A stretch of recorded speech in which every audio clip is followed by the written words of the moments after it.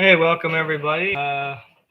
If you're waiting, try to get your name in the chat, where you're from. You put your name or your call sign.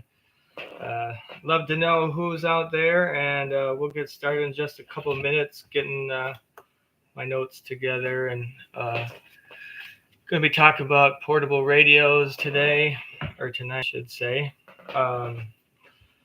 So that should be fun. Let's just hang on a minute or two and let a couple of people get in, and we'll get right into it.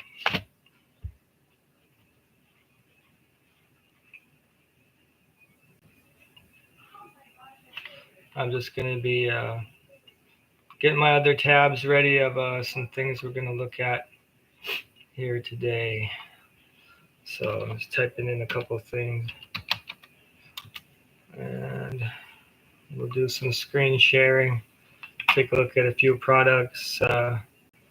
So I hope if anybody is out looking for radios, or you're thinking about either getting into portable operation for the first time, or maybe you want to upgrade, or what you have isn't working,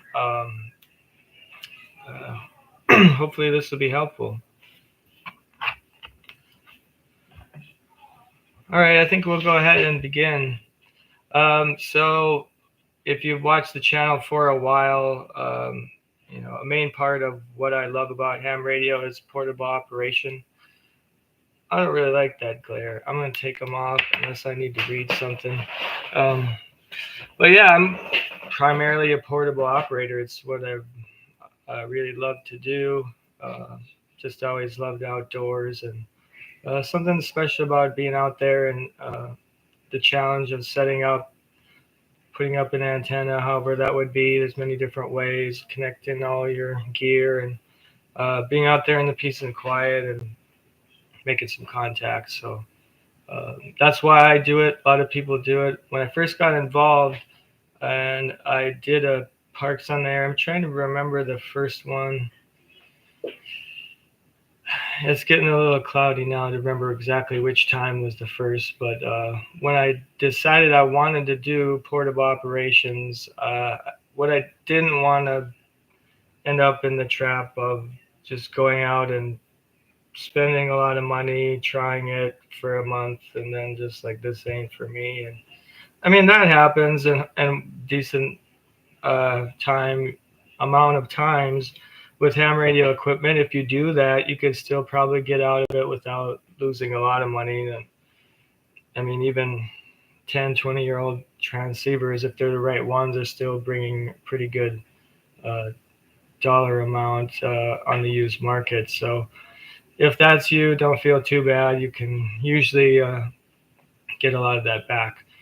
But wanting to avoid that, I wanted to start reasonably low in cost with decent stuff that would, get a good result.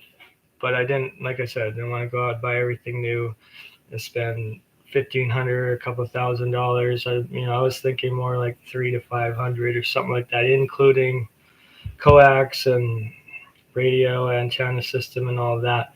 So the first radio I got was a used radio, and it was from a guy in our club, and he'd had it in a while. He'd used it and had been in his closet or wherever for several years, and so I just put it out there on the repeater one night, looking for a decent portable radio, and I found one.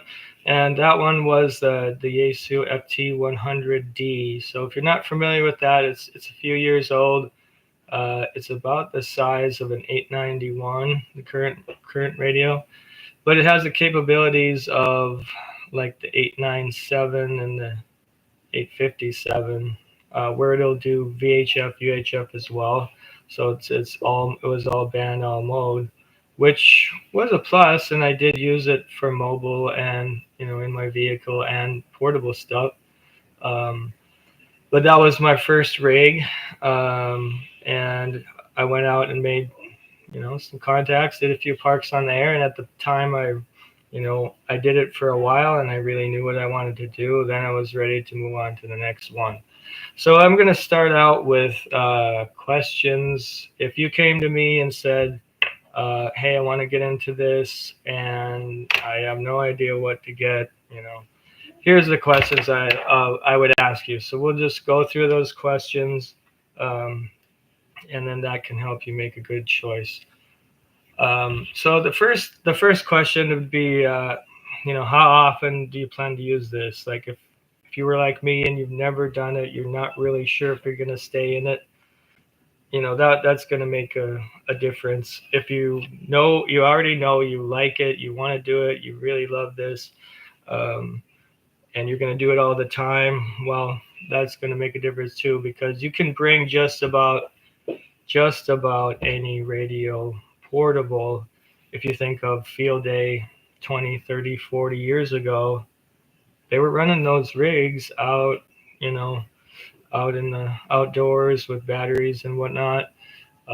So it is possible. I mean, I've taken my big old Yaesu 990 out, and that's a big, heavy old radio, and it's worked. It worked. I certainly wouldn't want to do it all the time. It weighs 30 pounds or whatever it is, or hike up a mountain with it, but it will work. So my first advice would be, if you just don't know if this is for you, take whatever you've got or can get and go out and try it. And you'll either like it or you won't, and that may help you a lot, avoid you from spending money unnecessarily. The next question, and I'm not sure everyone would agree, but I would say, what mode or modes do you plan to operate? Because that can make a big difference. Um, if you're a digital mode operator, obviously you're going to have radios that are capable for that. If you're a CW operator, that opens up a lot of different radios that are inexpensive and small and light and things like that. That may be the cheapest way you could get into it if you're a CW op. Um, and obviously SSP, you need to have that functionality, but your amount of power output also makes a difference. Again, with the CW ops, you can get away with a 5-watt radio and get out there and make a lot of contacts, where, generally speaking, on SSB, you're probably going to need a little more power.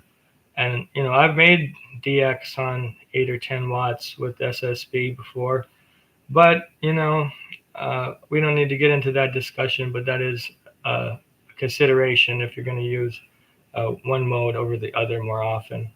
The next question I would ask is where. Obviously, we've already discussed size and weight issues. Obviously, if you want to do summits on the air and a lot of hiking, and size and weight are a big consideration, well, that's something you need to think about.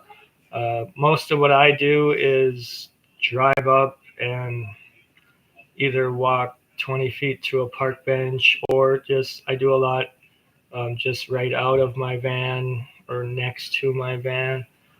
So weight isn't a huge thing. Obviously, I don't want super heavy, and we have done some little hikes and whatever, but that's just another thing, is where do you want to do this, and what is your climate like? You're going to use it in extreme cold, or is there a chance you're going to get caught in the rain, and different things like that. Think about those things. And then ultimately, the question always comes up about budget. So that's another thing.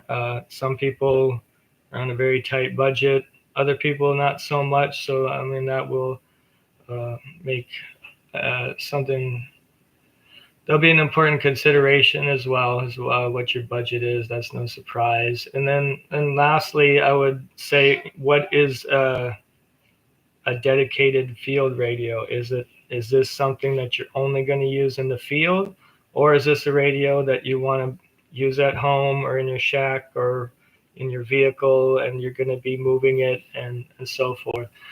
So with all those questions, hopefully that'll help you narrow it down. Let's just take a look at some of the popular radios that are out there today. Not going to be showing anything people haven't probably already seen before. But maybe if you're brand new, this is just some popular radios that are still available today. And then at the end, we're going to talk about what's your wish list. Like if I could design a radio, I could sit down with a Yaesu, ICOM, Elecraft, or whoever, and they say, okay, we're going to build a radio just for you. What would you want on it? We'll talk about that in a few minutes here. But I'll share my screen and we'll just take a look on DX Engineering, and we'll look at available. And let's see here. Let me take a look. All right, we're good. So the first one, so I'll just spend a couple minutes on each radio. We're not going to go super in depth, and most of these I don't even own anyway, so I'm not the best person. But the 891, the Yaesu 891, if you're a Yaesu fan, what are the pros and cons of this? Pros from all the stuff that I've seen, the people I've talked to, it's a simple, rugged radio. Take a look at the price, a lot less than this one below. And there's a lot of feature differences too. But if you're looking for, I wouldn't say no frills, but you know, like I said, a simple, rugged, get the job done radio that works really well. Most everybody I hear that has one likes it, and they'll do a lot.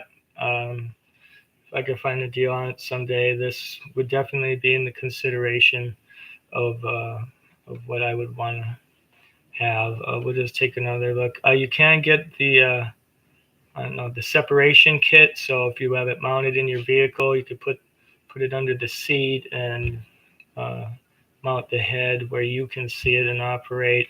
A few things like that. They do have some accessory. Let's see if they got. Okay, so external antenna tuner. That's one thing you should know. Not all of them, but most of these do not have a tuner in them. So if you're going to use some type of tuner, you would have to get this or some other one that works. And then the Yaesu system, where is the ATOS? Okay, so this antenna system is made to be controlled by this radio. There's several people that use that and have good luck with that. That may be something you want to do and look into. I'll go back to the results. And here's another popular one, the ICOM 705. First of all, I don't know if I mentioned it, the Yaesu 891, that's a full 100 watts, where this is, I think, a max of 10, depending on if you're using a battery, internal battery, or a battery supply. It's either 5 or 10. So that's one of the big considerations. Obviously, this is much smaller, much more portable. You get the scope here and the full menu of all that this will do. And these are another really good radio that's really popular. Lots of people using these portable, but don't let the 10 watt max scare you. Like I said, I've made plenty of contacts on less than that. Let's see if we go down. So this also has many accessories. One thing that this will do that the 891 won't do, this will do your VHF if you're running 2 meters or 70 centimeters or whatever your UHF. I'm not sure exactly what it'll all go. Here we go. HF 50, 144, 430, all mode, and D-Star. You get D-Star with this radio, so you can run some D-Star with that. Well, that's another interesting thing. If you've got a D-Star repeater or you set up a hotspot, you can talk to people all over the world through D-Star. Wireless LAN. So this has a lot of more built-in for doing some of those digital type things. And then again, you will need an external tuner of some type. This is the one built for that radio. Lots of accessories for this, the backpack, the loop antenna, other batteries. I think they may even have more capacity on some of those batteries. A lot of different things you can get for that. I've seen a lot of people use this and some sort of a vertical whip mounted right to it. And yeah, pretty cool radio. And then not available yet, but Yaesu very soon will be coming out with, if I remember, it's like HX1F maybe, but Yaesu's version of this type of radio is on the way out too. So that just tells you how big of a hit this radio has been and how much of a market they've captured, that Yaesu wants to get in on that market and do their version, and that'll be exciting to see as well. Let me back out of this. I think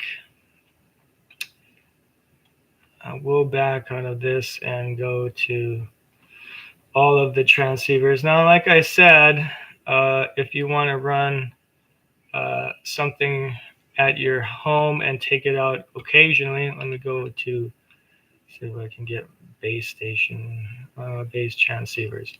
All right, that opens up a few other things. Probably not going to be bringing the $6,300 IC7760, but you will offer a few more. Something like the older, or the reissue of the ICOM 718, another very basic, rugged, really good radio. You might want to consider that one. Similar price range, or it's between the last two. Now this is a full 100 watt radio, and I believe this thing, see more specs, let's take a look. Internal antenna tuner. No, it does not. Okay, I thought it did, but anyway, that's something always to check. But another good radio. I don't want to look at every single one here. Probably not taking this one out at $9,100. Oh, you can get one of these little SDR transceivers as well. I'm not familiar with those, but yeah, a lot of cool little radios coming out. Here's one very popular for mobile. A lot of people mount these in their vehicle, but people use them as a base also. The 7100, again, another one that's been around a long time. It's all mode.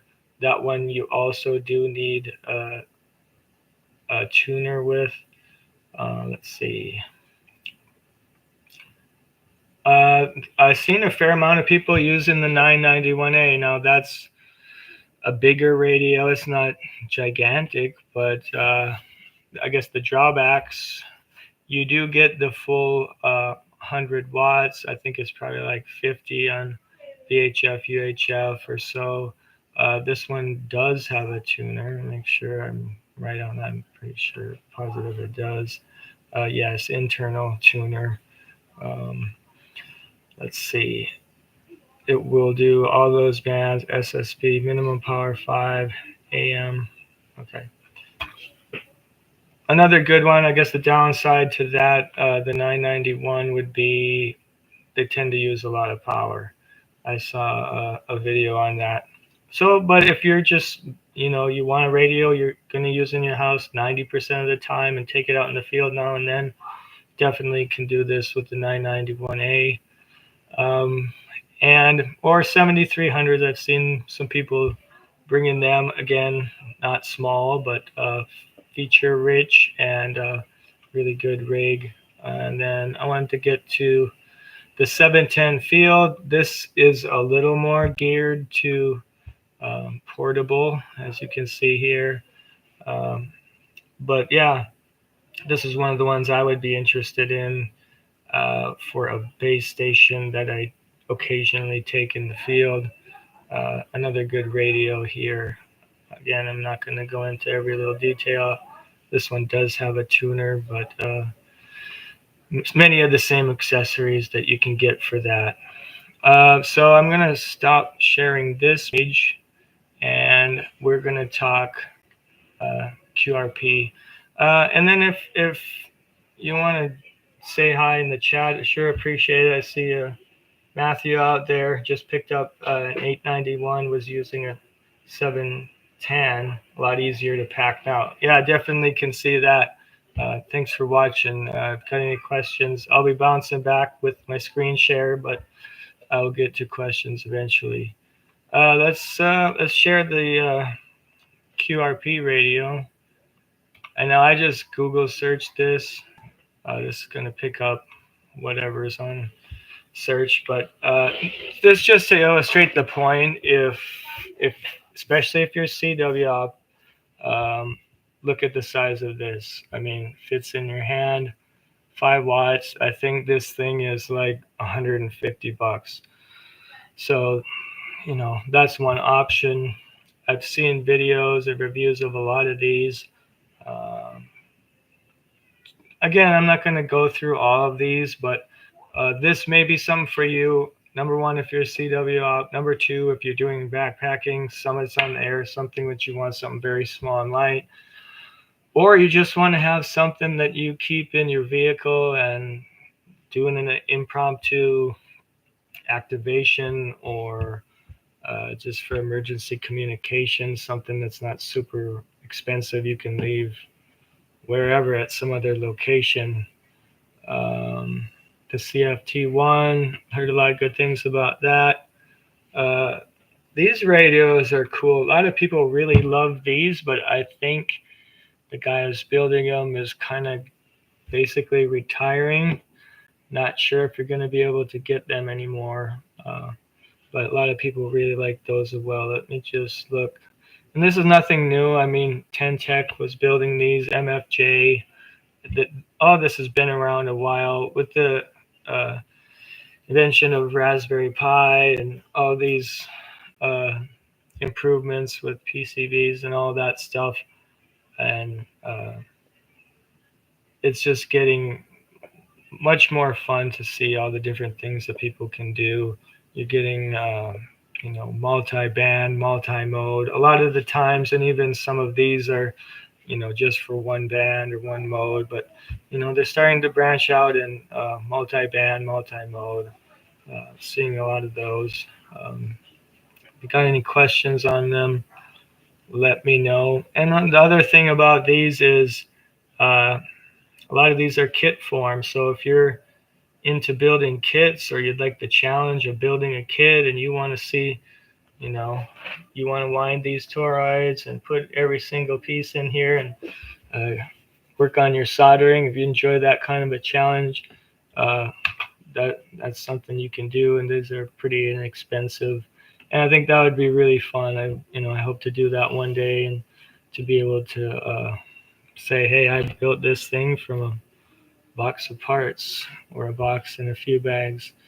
All right, so I'm going to stop this and go on to the next one. Here is another one we're going to talk about, and then we'll wrap up with our kind of wish list radio. And let me know if you have anything on your wish list of features you wish were out there. So we're on the Radiodity site. So Shegu, Zygu, I've heard it said many different ways. I'm not going to say which is the proper way, but anyway, the G90, let's take a look at that. Now, if you know of Salty Walt, he's got a YouTube channel. I think it's K4OGO. He loves this radio, and for good reason. And you know, he's a little bit different type of operator, but he's a portable operator. I like to watch his stuff. This is a great radio. A lot of people are saying good things about this. So this, I believe, is 20 or 25. Let me see if we got the specs here. Description, okay. But this is it's a SDR radio. It's got a tuner. That's the big thing about this radio that I wish a lot of other manufacturers have, would be to include that internal tuner. And I guess this thing will tune a wide variety. It'll match just about anything. Yeah. Wide range auto antenna tuner. Unlike other QRP radios, the G90 has a wide range internal automatic tuner, so you can load up favorite field antennas. So if you're someone who likes to do a lot of band switching and hopping around, and you want to do a multi-band antenna, and this would be a great one for you. Um, it does have the color LCD. Let's take a look at that. It's obviously not as pretty and detailed as the other ones that are double or triple the price, but yeah, it works fine, and it's highly visible. It's a pretty rugged radio from what I've heard. People use them hard and they keep on going. So this, and then the other benefit is a low price. So, like I was saying about Wald's channel, he's mostly SSB guy, and he gets all over the world on 20 watts SSB with the G90. A lot of other people do. There are some CW operators that use it as well. I'm not sure. I haven't heard a whole lot of nothing bad, but it's not a CW first in mind. But again, up to 20 watts of power, USB, LSB, CW. You can actually do AM and FM. It looks like here. It does have filters. It does have a built-in CW decoder. That's pretty cool. I'm not sure if I've seen anything about how good that works. Yeah, it's been around a long time. I guess the only negative I've heard about these is, like the spectral purity and that sort of thing about how great the signal actually is. But at the end of the day, people are going to be able to copy you. If you're a person that really likes, highest quality of everything, it's probably not going to be that for this price. But that's not to take anything away from it. A lot of people really like this radio. If you've got $500 and you want something that'll do everything, and you think a tuner is important, this may be a one I would recommend definitely. So other than that, I'll go back. They do have some other radios. The 6200. So this one was the latest version. The 6100 has been around a while. This one just came out. So as you can see, this one looks a lot more similar to like the ICOM 705 with not half the price, but a lot less. Very similar radio and what it will do. And again, I don't think it's been out. I think it's less than a year, if I remember right. But so I don't want to say the jury's out on it, but this one does have a built-in tuner, which is very nice. Connectivity, obviously, like I said, the screen and display is a lot better. And obviously, form factor, it's a lot smaller, lighter radio. So that may be something to look at as well if you've got a few more bucks and you want a radio that's a little newer technology, a little smaller, and I mean the power output is less, but that could fit the bill for you. And we'll go, let's see. I think we would go here. And HF transceiver. There are a couple more. So we looked at, like I said, we looked at the 6200. 6100 is the predecessor to that. Like I said, you can see the similarities. The older version, a couple $100 less. And then, where's this? Okay, these, I've seen this 5105 and the 106. And even this one, these two are only 10 meter, but if you're into the 5 watt QRP, really small, really inexpensive, mixed reviews from what I've heard, but some people do like them, some don't. And then the same with this. I haven't heard a lot about the 5105, but again, just another option. I'm going to stop the share now, and then we'll kind of wrap things up. Okay. So as I said before, like we're going to talk about like a wish list. Like if I was going to design a radio, what would I do? Well, I was on a walk one day, and I was thinking about the G90 and just how important that feature of the tuner is, and then where a lot of these other, like the 705 and some of the other ones top out at like 10 watts. This one goes to 20, so you got double the power and a tuner, and it's cheaper. And then there's really nothing between that and then the 100 watt. And it seems like that would be a nice space if I was in. I'm sure they do have reasons for not building one, but I haven't figured out why. Why don't they build like the 30 to 50 watt with an internal tuner? Like if Yaesu or Nikon or one of the big radio companies built one of them, I think that would be really popular, especially if it was a little more like the G90, where it was maybe not the full touch screen and everything, but a fairly basic screen. It had 30 to 50 watts of power and it had a tuner, and then the rest were just put your money into making it reliable and stuff. I think that kind of radio would sell really well. And even a lot of people that I've seen that are bigger names in the Parks on the Air community and some of these, they may bring the 891 or something that will do 100 watts, but a lot of times they turn them down to around 50 because they can go a lot longer on their battery life. So if someone happens to come across this from one of the big manufacturers, why don't you make one of these? Why not a 30 to 50 watt HF radio? And I would gladly trade the UHF, VHF capabilities and the digital stuff for a tuner and an extra 20 watts of power. I think that would make a great radio. So, I think we'll wrap it up here for tonight. It's just a comment on the channel and what we're doing moving forward. Continue to do the live streams probably on Friday nights. If another night we could switch it, but as of right now, the schedule will probably be Friday night for the live stream.